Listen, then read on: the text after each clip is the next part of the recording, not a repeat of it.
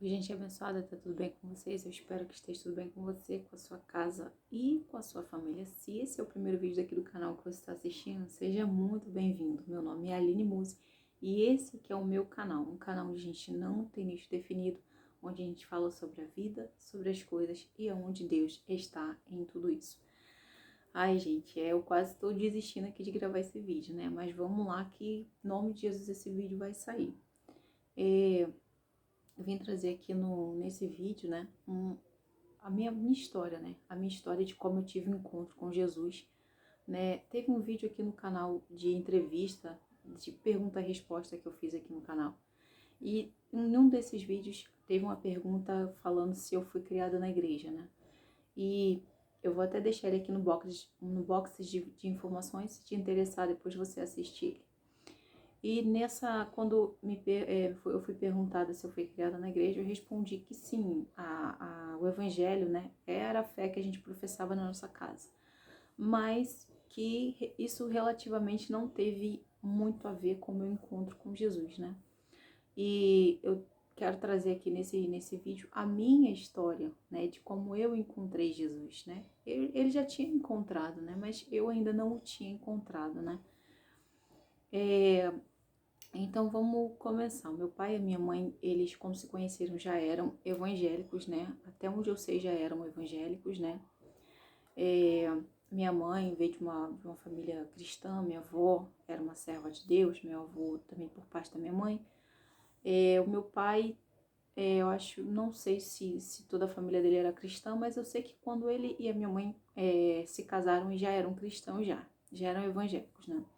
Então, na nossa casa se professava a fé cristã, né? Minha mãe era de círculo de oração. Eu não lembro dela nessa fase do círculo de oração, porque eu era muito pequena, mas ela era do círculo de oração, ela conta. E também tem fotos dela fazendo parte do círculo de oração, né? Então, quando chegou com 4 anos, quando eu fiz 4 anos, minha mãe e meu pai se separaram, né? Eles se separaram, né? E com essa separação deles, eles ficaram meio, como eu posso dizer, não ficaram mais firmes assim no evangelho, né? Congregando em alguma igreja e tal, né? E a gente passou, né, por N situações, N questões, né? Aí com a separação do meu pai, a separação da minha mãe. E meu pai, ele vira e mexe, ele tava congregando em alguma igreja, né? E sempre que ele estava congregando em alguma igreja, quando eu estava morando com ele, eu também congregava, ia para a igreja com ele, né? E quando foi com 11 anos de idade, eu decidi me batizar. Mas eu decidi me batizar assim, por emoção, sabe? Eu assim não tinha noção do que eu estava fazendo, né? Pode ser que crianças de 11 anos possam se batizar tendo certeza do que estão fazendo, sim, mas no meu caso eu não sabia o que eu estava fazendo, né? Eu queria me batizar assim, por emoção e porque também eu queria tomar Santa Ceia. Eu tinha muita curiosidade de participar da Santa Ceia, né? Que quem não é evangélico não vai entender o que é Santa Ceia, mas a Santa Ceia é um memorial que a gente participa para lembrar do sacrifício que Jesus fez pela gente, né? Então eu me batizei porque eu queria tomar a Santa Ceia, né? E eu me lembro que eu me batizei, até me batizei junto com um outro irmão meu, né? E ali a gente se batizou e participava da igreja e tudo mais. Cantava no grupo e tal, nessa época só com meu pai, né? Porque minha mãe e ele já tinham se separado e eu fui crescendo e ia pra igreja quando meu pai estava congregando em alguma igreja. E com 11 anos aí eu me batizei, mas eu não entendi, assim, o que era evangelho, sabe? Eu orava, eu falava com Deus, eu sempre tive o hábito de conversar com Deus, assim, como se ele fosse um amigo, como se ele estivesse aqui do meu lado. Então eu sempre tive esse hábito de conversar com Deus, mas eu não tinha assim, uma certeza de que ele estava me ouvindo, eu não entendia muito bem as coisas que eram passadas. E eu me lembro que, voltando um pouco à minha infância, eu me lembro que a gente tinha um livrinho lá em casa, de repente você conhece esse livro, né? A gente tinha um livrinho lá em casa, eu acho que eu tinha até um igual aqui em casa, que era dos testemunhos de Jeová que eles davam pra gente, né? E dentro desse livro tinha várias histórias da Bíblia. E eu me lembro que numa dessas histórias tinha uma imagem, assim, que pra mim era muito marcante, que eu via quando eu era criança, né? Que era aquelas almas lá, né, no inferno, e triste, como se estivesse com o rosto assim, sentindo dor e aquela coisa toda. E eu me lembro que eu era muito. Ficava pensando muito em Deus como uma pessoa implacável, como uma pessoa assim, que a gente tinha que ter medo dele, né? Medo de Deus. Porque se a gente não tivesse medo de Deus e fizesse alguma coisa que Deus não gostasse, Deus ia mandar a gente para aquele lugar ali, né? Que eu via naquela imagem, né? Eu até tenho um momento marcante disso, que eu me lembro que quando a gente era criança, uma vez tocou uma música de um grupo que tocava axé na época. O nome do grupo era Chiclete com Banana. Quem é antigo aí, tem mais de 30 aí, vai conhecer esse grupo que eu tô falando. E eu me lembro que era uma música muito grudenta. E eu cantei um pedaço daquela música. E a minha irmã ouviu eu cantando um pedaço daquela música. Ela falou assim: ó, você não pode cantar isso, senão você vai pro inferno. Então a gente ouvia muito dessas coisas quando eu era criança, né? Que qualquer coisa que você fizesse, você ia pro inferno, né? Você cortasse o cabelo e etc e tal. Então, nessa fase da minha vida, até a fase que eu me batizei, eu não sabia quem era Jesus. Eu só conhecia o Deus que estava lá no trono dele e que se a gente fizesse alguma coisa de errado, a gente ia parar naquele lugar do livro que eu via, né? Então, com 11 anos eu me batizei, achei que estava fazendo a coisa certa, né? Só que depois que eu me batizei, eu tive algumas experiências ruins com pessoas que praticam a fé do evangelho, né? Com pessoas de dentro da igreja, né? Então, aquelas experiências me deixaram, assim, amargas, né? Em relação, assim, de pensar, poxa, mas será que evangelho é isso? Será que servir a Deus é isso? Né? É conviver com problemas, com pessoas que estão ali dentro e dizem que professam a fé cristã, mas, na verdade, fazem isso que está me afetando, isso que está me afligindo, né? Na verdade, na época eu não pensei assim, mas fiquei meio revoltada, né, com aquilo que a gente passava ou aquilo que aconteceu, né? E a minha fé, o meu desejo de estar na igreja meio que esfriou. E até então eu ainda não tinha tido assim nenhuma experiência com Deus nem nada, né? Só ia mesmo, gostava de ir, me sentia bem, mas não fazia sentido para mim, não tinha sentido para mim. E através dessa parte aqui da minha história que eu tô contando para você, eu já abro aqui um parênteses para falar aquilo que eu falei lá naquela entrevista, nesse vídeo que eu vou colocar aqui embaixo, que por mais que a gente leve nossos filhos para a igreja, eu leve meus filhos para a igreja, eu sei que eles só vão entender o evangelho de verdade quando eles tiverem o mesmo encontro que eu tive. Quando eles tiverem o mesmo encontro que eu tive com Deus, aí o evangelho vai começar a fazer sentido para eles, né? Aí eles vão saber realmente quem é Jesus e o que é o evangelho, né? E por aí vai. Então eu me lembro que nessa época que eu fiquei assim, vamos dizer, meio decepcionada, né? Decepcionada com pessoas, né? Porque como eu sempre falo, Jesus ele não decepciona ninguém, ele não frustra ninguém. As pessoas sim, né? Pessoas frustram, pessoas decepcionam, pessoas magoam, né? Então quando a gente pratica uma fé por causa de outra pessoa, que é um ser humano como a gente, o risco daquilo ali não dar certo é muito grande. Porque aquela pessoa, assim como eu, assim como você, ela tem defeitos, ela tem falhas, ela não é perfeita, né? Então nisso a minha fé começou a se esfriar. E quando o nosso coração tá vazio, né? Por mais que eu não entendesse quem era Deus, por mais que eu não entendesse quem era Jesus, o meu coração era preenchido, né? Eu ouvia um louvor, aquele louvor falava de Deus, então preenchia o meu coração. E depois que eu meio que comecei a me esfriar, minha fé começou a se esfriar, meu coração ficou vazio. Então, ele ficou vulnerável para tudo quanto é tipo de coisa, né? Para raiva. Eu me lembro que na minha adolescência, né, eu me batizei com 11, fiquei um tempo na igreja, depois saí. Meu coração, depois que eu saí, né, que o meu coração ficou vazio, né? Eu era uma pessoa que eu era extremamente, meu coração era cheio de ódio, cheio de raiva, né? Cheio de mágoa, cheio de rancor, de tristeza.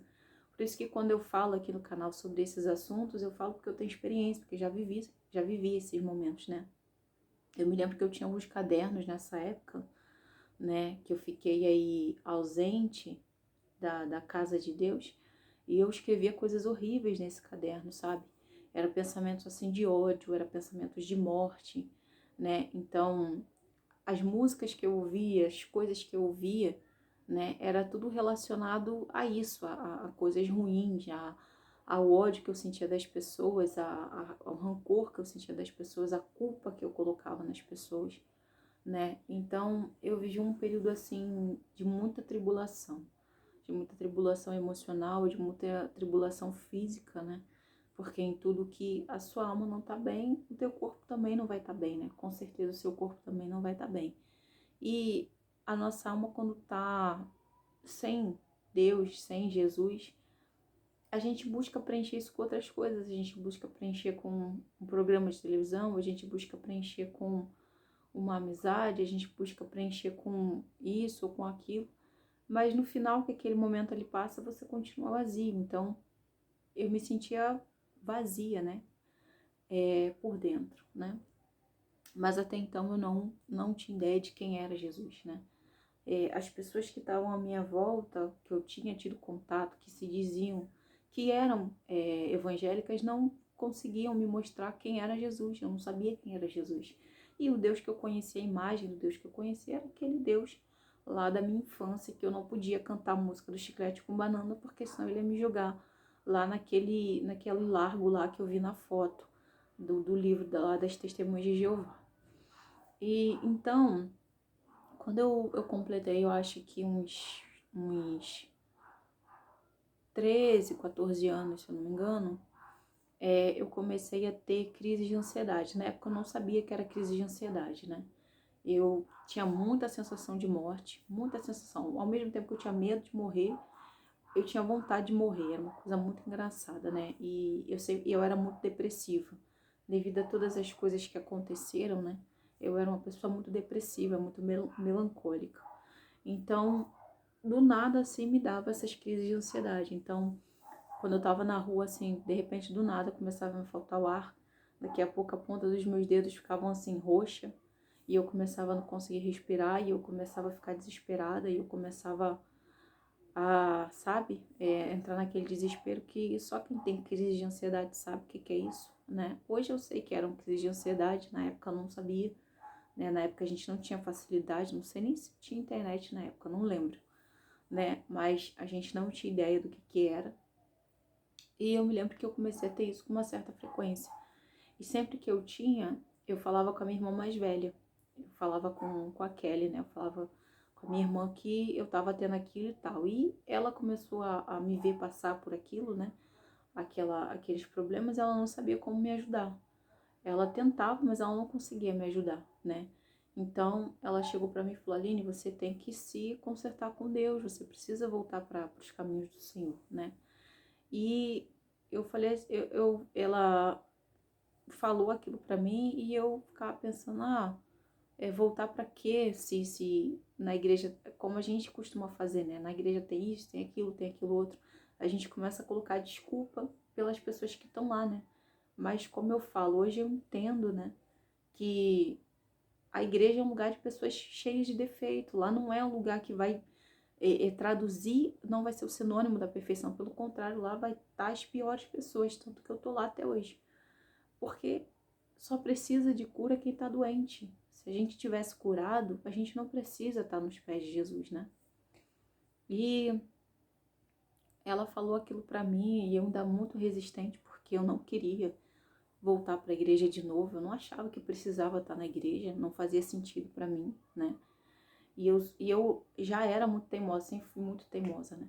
Mas ela sempre falava, Aline, você precisa voltar, você precisa voltar. E eu me lembro que a gente tinha uma vizinha que morava no morro, assim, em cima da gente, né?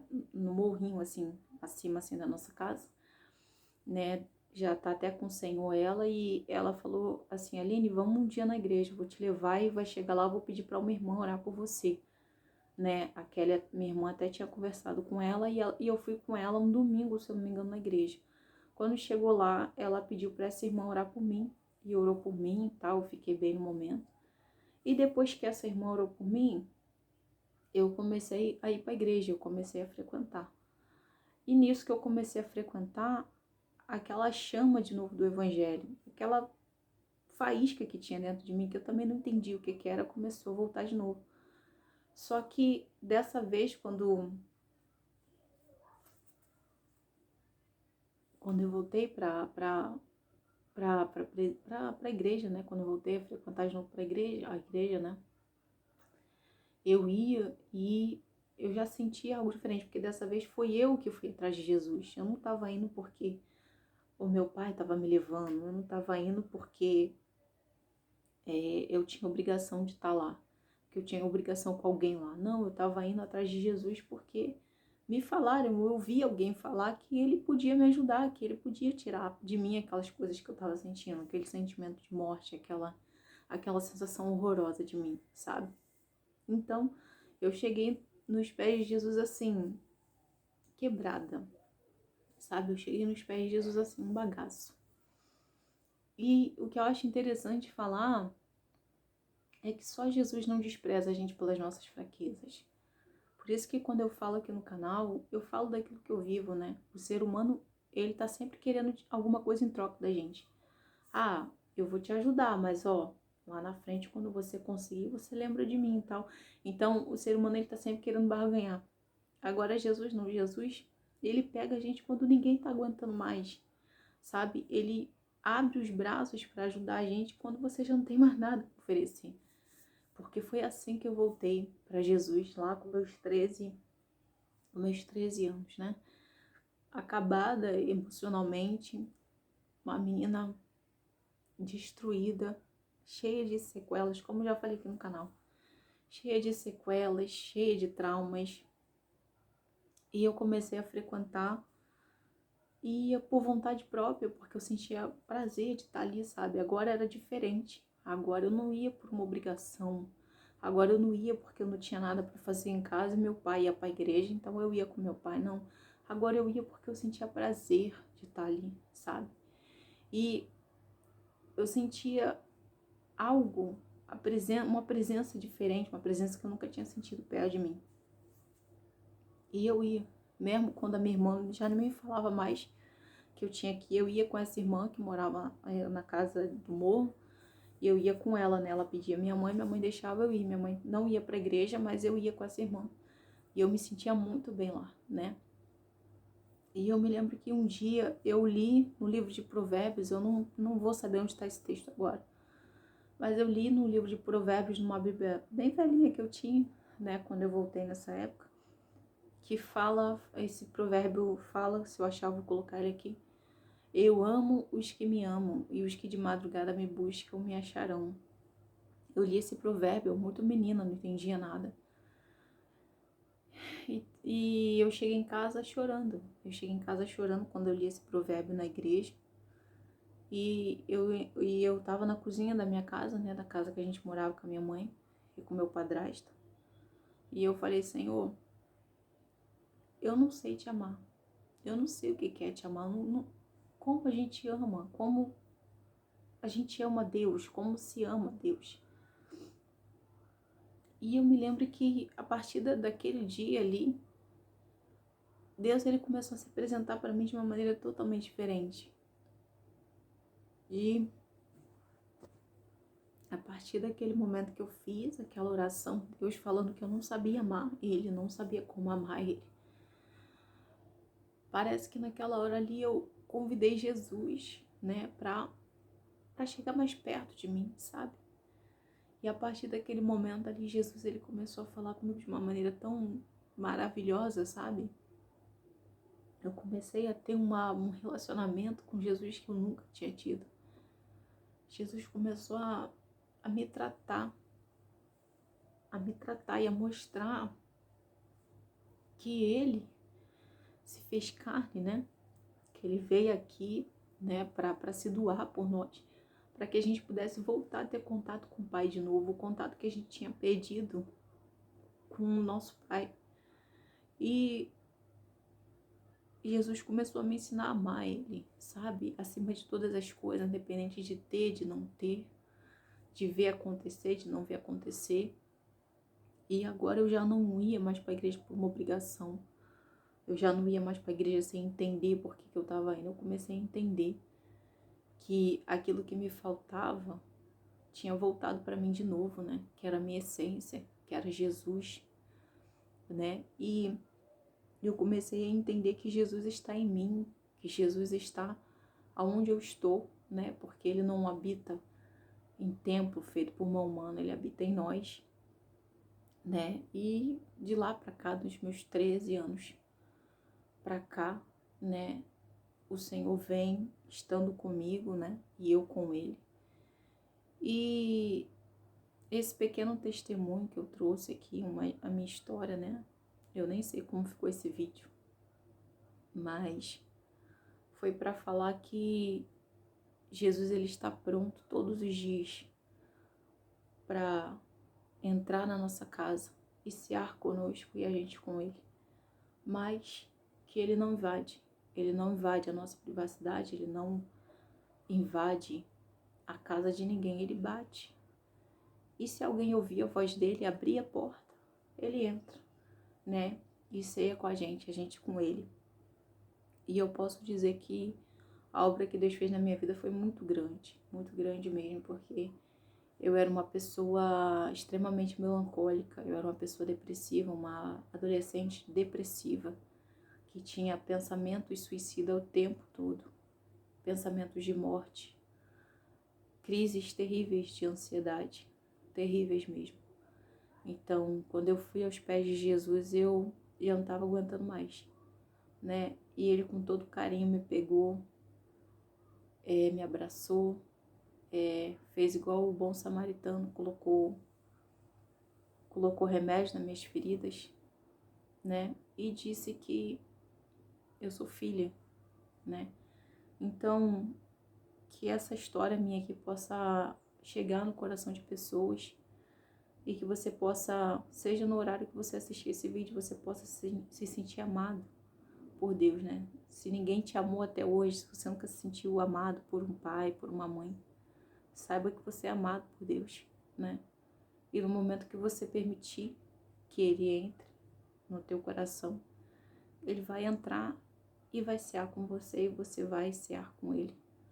E Ele vai fazer dentro do seu coração morada, né? E ainda está preparando um lugar para a gente viver eternamente ao lado dele, né? Então, eu espero que esse vídeo possa ter abençoado você, a sua casa, a sua família. E se Deus permitir, a gente volta aqui com o próximo vídeo, tá bom?